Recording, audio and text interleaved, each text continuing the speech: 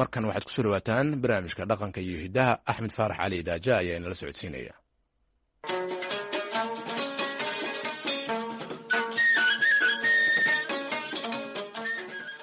waa barnaamijkii dhaqanka iyo hidaha ee laanta af soomaaliga ee VOA-da.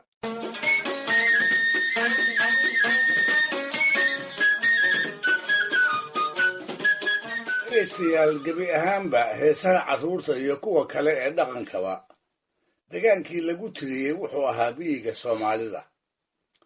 sidaa darteed baa waxaa mar walba uga dhex muuqda hab iyo hanaan siday bulshadu u noolayd. dhaqaale ahaan waxaa la haystaa waa xoolo nool, geel, lo, ari iyo gammaan, oo nurna nacfi badan uu qoysku ku qabo, nur kalena uusan ku qabin, taasoo ku xidhan hadba roobabku sidii ay u da'aan iyo xilligaa la joogo docdii ay maraan. carruur iyo waayeelba wixii xoolaha laga helo ayaa lagu wada nool yahay.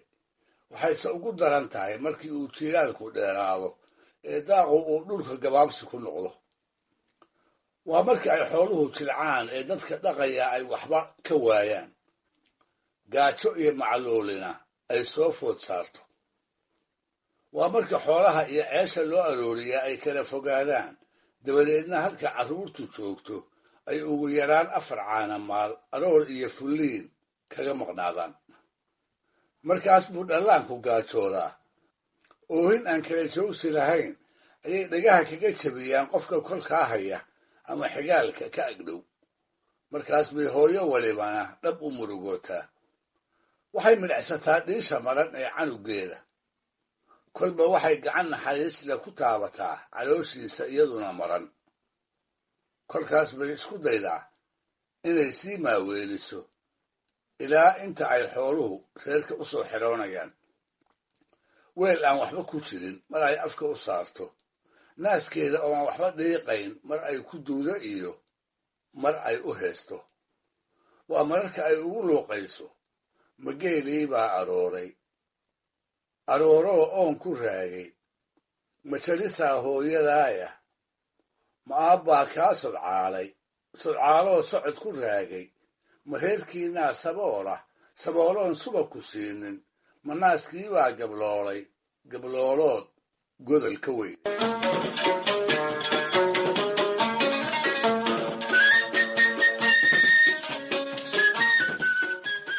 marmar iyada oo la iska ladan yahay oo ay sanadu aaran tahay, xooluhuna ay caana leeyihiin, ayuu canuga yari boohin kala joojin waaya.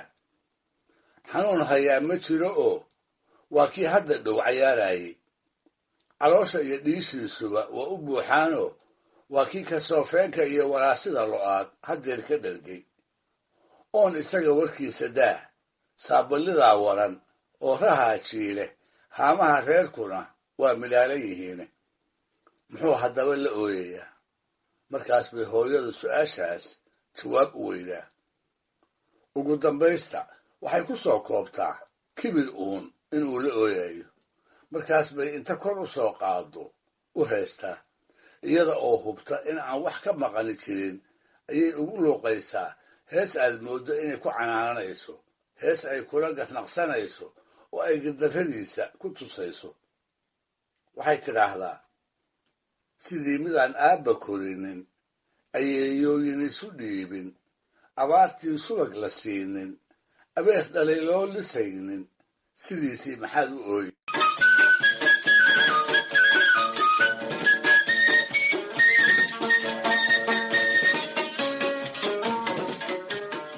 waxaa iyaduna jirtaa hees canaan qabow iyo ducaba xambaarsanoo taas aan mariyey aan ka ujeeddo fogeyn.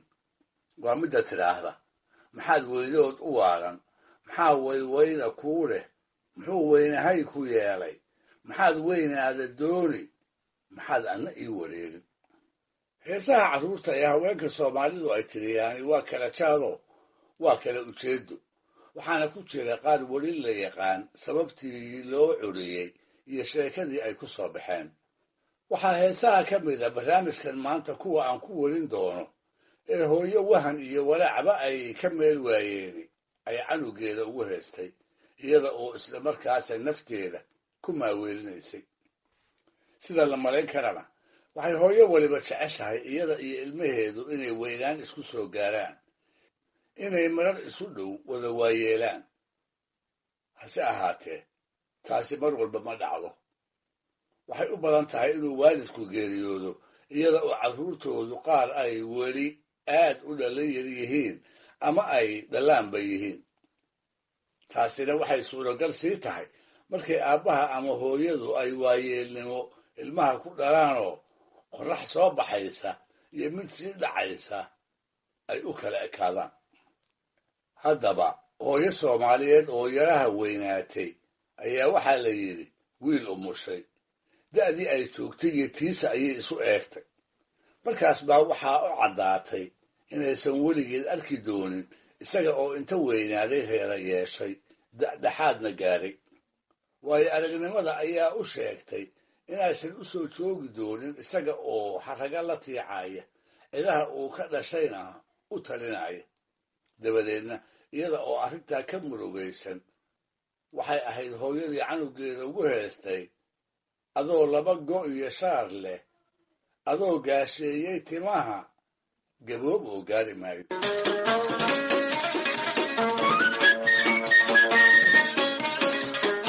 heesaha walaaca xambaarsan haweenkii carruurtooda kula sheekaystay waxaa ka mid ah tii inta la furay wiilkii ay sidatayna uu aabbihii kala haray, iyada oo ka faramaran 3 jirkii ay soo korsatay ee ay indhaheeda ka jeclayd.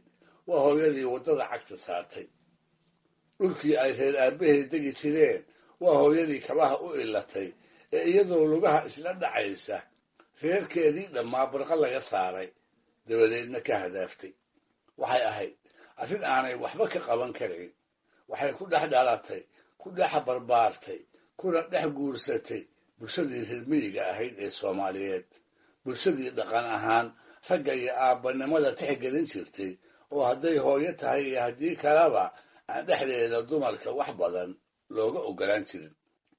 si kastaba ha ahaatee iyada oo aad u welwelsan waa hooyadii waddada cagta saartay. waxay daadinaysaa ilmo tiro badan oo inta indhaha buuxisay ay kolkol wax la arki weydo. cabaar markay socotaba aqalladii ay ka soo baxday ayay dib u dhugataa, bal gabankii yaraa inay indhaha ku dhufato.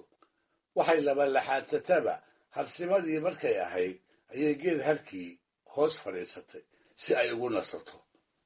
markaas baa waxaa maankeeda ku soo dhacday sheekadii dhex martay iyada iyo ninkii furay ee ay wiilka u dhashay iyo siday ku dambaysay.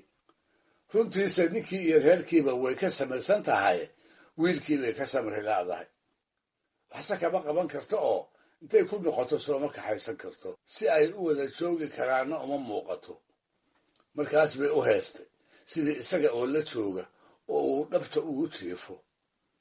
waxay heesta ugu sheegtay ifka meel kastaba ha ku sugnaadee labadoodu inay isku dhan yihiin oo iyadu ay hooyadii tahay, cid kalena aan lagu sidki karin. malaha waxay dareensanayd in iyada dangaladeed uu odaygu wiilka ku wareejin doono si ay hooyo labaad ugu noqoto. markaas bay ugu heestay meelisyo waayadii dambe bulshada aad ugu dhex faafay, muujinayana xiriirka hooyada iyo carruurteeda ka dhaxeeya ee aan go'i karin, inkastoo in la is-ilowsiiyo la isku dayo. waxay tidhi: haddaad heer waala joogto amaad hawd hala ku raacdo, anunbaa hooyadaaya. dhegaystayaal, barnaamijkii dhaqanka iyo hidduhu maanta halkaa haynoo joogo. waa inuu toddobaadka soo aadan iyo ku lamid ah hadduu eebbo idmo.